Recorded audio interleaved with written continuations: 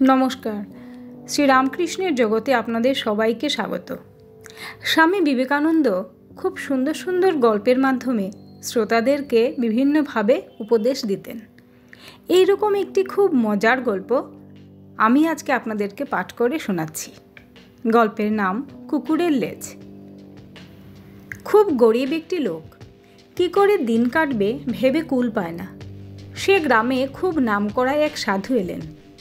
গরিব লোকটি সাধুর কাছে দিনরাত হত্যে দিয়ে পড়ে থাকত। তুই কি চাস আমার কাছে? লোকটি বলল, বাবা, আমার একটি ভূত চাই। সাধু বললেন, সে কি? হ্যাঁ বাবা, আমার এক বন্ধু বলেছে একটা বাধ্য ভূত পেলে আমার আর দুঃখ কষ্ট থাকবে না। সাধু মুচকি হাসলেন, বললেন, তুই বাড়ি যা, ভালো করে ভেবেচিন্তে দেখ, তারপর আসিস। লোকটি সেদিন গেল। পরের দিন আবার এলো। বাবা, একটা ভালো ভূত পাবার মন্ত্র আমায় শিখিয়ে দিন না। সাধু বাবা বললেন, ঠিক আছে, যে মন্ত্র তোকে দেব সেটি জপ করলেই ভূত এসে হাজির হবে, তবে সাবধান। কেন বাবা? ভূতটাকে সবসময় কাজে ব্যস্ত রাখতে হবে। কাজ না দিতে পারলে সে তোরই ঘাড় মটকাবে। লোকটি খুব খুশি হয়ে চলে গেল। বাড়ি এসেই চোখ বুজে মন্ত্র জপ করতে বসল। অমনি ভূত এসে হাজির। বলল, তুমি আমায় ডেকেছ? চোখ খুলে লোকটি অবাক। ভূত তার সামনে দাঁড়িয়ে। কি করতে হবে বলো? ভূতটি বলল। লোকটি বলল, এই কুড়ে ঘরে থাকতে আর আমার ভালো লাগছে না। আমার একটা প্রাসাদ চাই। কিছুক্ষণের মধ্যেই লোকটির জন্য প্রাসাদ তৈরি হয়ে গেল। এবার ভূত বলল, আর কি করব? আমায় অনেক টাকা পয়সা দাও। বিস্তর টাকা পয়সা এসে গেল। আর কি কাজ দেব ভেবে তো কুল পাচ্ছি না। আর কাজ দিতে না পারলে বলো এবার কি করব? ওই যে বনটি দেখছো, ওই বনের সব গাছ পরিষ্কার করে কেটে ফেলতে হবে।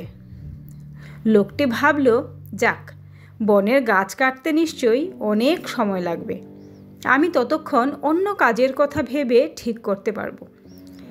কিছুক্ষণের মধ্যে বনের গাছ কাটা সারা হয়ে গেল। শুধু গাছ কাটলে তো হবে না, ওখানে একটা শহর গড়তে হবে। ভূতটি বলল, বেশ, দেখো শহর তৈরি হয়ে গেছে।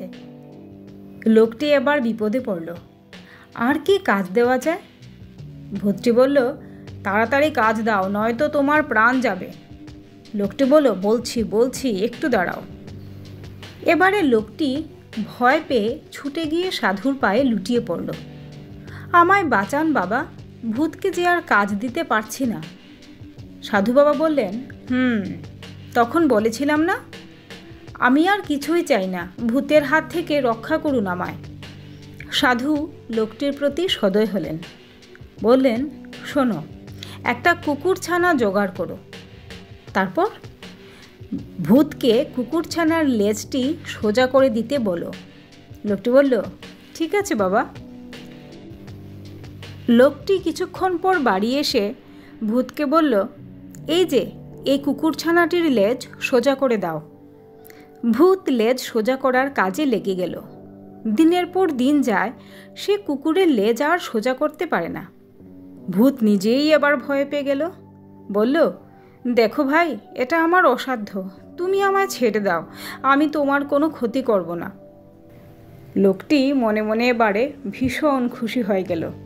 বলল, ঠিক আছে, তবে যা এখন। এই ছোট্ট মজার গল্পটি যদি ভালো লেগে থাকে তাহলে কমেন্ট করে অবশ্যই জানাবেন। সঙ্গে থাকবেন আরও অনেক সুন্দর সুন্দর ঠাকুরের গল্প, স্বামীজির গল্প শোনার জন্য। ধন্যবাদ সবাইকে, ভালো থাকবেন।